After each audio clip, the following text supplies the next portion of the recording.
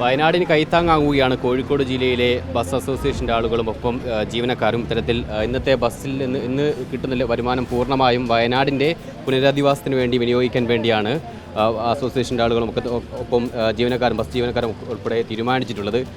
ഇപ്പോൾ ചേട്ടാ പേരെങ്ങനെയായിരുന്നു? ലിജീഷ്. എങ്ങനെയാണ്? കണ്ടക്ടറാണ്. വരുമാനം ഉണ്ടോ? എങ്ങനെയാണ്? പൈസ കിട്ടുന്നുണ്ടോ? കുഴപ്പമില്ല. ഈ പൈസ പൂർണ്ണമായിട്ടും വയനാട്ടിന് വേണ്ടി. ചേച്ചി, ഇന്നിപ്പോൾ സർവീസ് നടത്തുന്നത് വയനാടിന് വേണ്ടിയിട്ടാണ്. ഇന്നിപ്പോൾ അവർ ടിക്കറ്റ് പൈസ എടുക്കുന്നില്ല, പകരം നിങ്ങളോട് ഈ വയനാടിന് വേണ്ടിയിട്ടുള്ള പൈസ എന്ന രീതിയിലാണ് കളക്ഷൻ എടുക്കുന്നത്. എങ്ങനെയാണ് ഇതിനെ കാണുന്നത്? നമ്മളെക്കൊണ്ട് കഴിയുന്നത് നമ്മൾ ചെയ്യുന്നുണ്ട്. നമ്മൾ അത് പിന്നെ സന്തോഷമായിട്ട് കാണുന്നത്. അയാൾ ചെയ്യേണ്ട ആവശ്യമാണ്. എല്ലാവരും സഹകരിക്കണമെന്നുള്ള നമ്മുടെ ആവശ്യം. നമ്മൾ 100% യോജിക്കുന്നത്. നല്ല കാര്യമാണ്. അതെ, സഹകരിക്കുകയാണ്.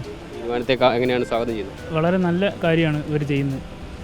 അങ്ങനെ തന്നെയാണ് വേണ്ടതെന്ന് എനിക്ക് പറയാനുള്ളത്. നല്ല തീരുമാനമാണ്. നല്ല തീരുമാനമാണ്. ഞാൻ കൂടെ സഹകരിക്കുന്നു. എന്തായാലും അസോസിയേഷൻ്റെ ജില്ലാ കമ്മിറ്റിയുള്ള ആളിപ്പോൾ നമുക്കൊപ്പമുണ്ട്. എന്തായിരുന്നു പേര്?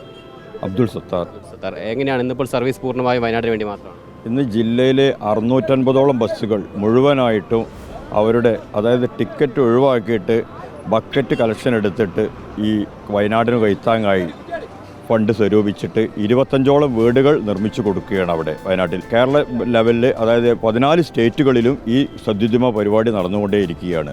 വയനാട്ടിന് വേണ്ടിയാണല്ലോ ഇന്ന് മൊത്തം എല്ലാ പൈസയും വയനാടിന് വേണ്ടി കൊടുക്കുകയാണ്. രാവിലെ തുടങ്ങിയതാണോ? രാവിലെ തുടങ്ങിയാണ്. ആളുകളുടെ ഒരു പ്രതികരണം, പൈസ കിട്ടുന്നുണ്ടോ? നല്ല പ്രതികരണമാണ്. നല്ല പൈസ കിട്ടുന്നുണ്ട്.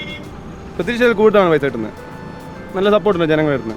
എന്തായാലും ആളുകളൊക്കെ തന്നെ ഈ ഒരു ബസ് അസോസിയേഷൻ്റെ തീരുമാനത്തെ സ്വാഗതം ചെയ്യുന്നൊരു നിലപാട് തന്നെയാണ്. അവരെല്ലാവരും ടിക്കറ്റ് കളക്ഷന് പുറമെ, അതായത് സാധാരണ യാത്ര ടിക്കറ്റ് എത്രയാണോ അതിന് പുറമെ കൂടുതൽ തുക ബസ് ജീവനക്കാർക്ക് നൽകിയ ബക്കറ്റ് കളക്ഷനിലേക്ക് നൽകിക്കൊണ്ട് തന്നെയാണ് യാത്ര ചെയ്യുന്നത്.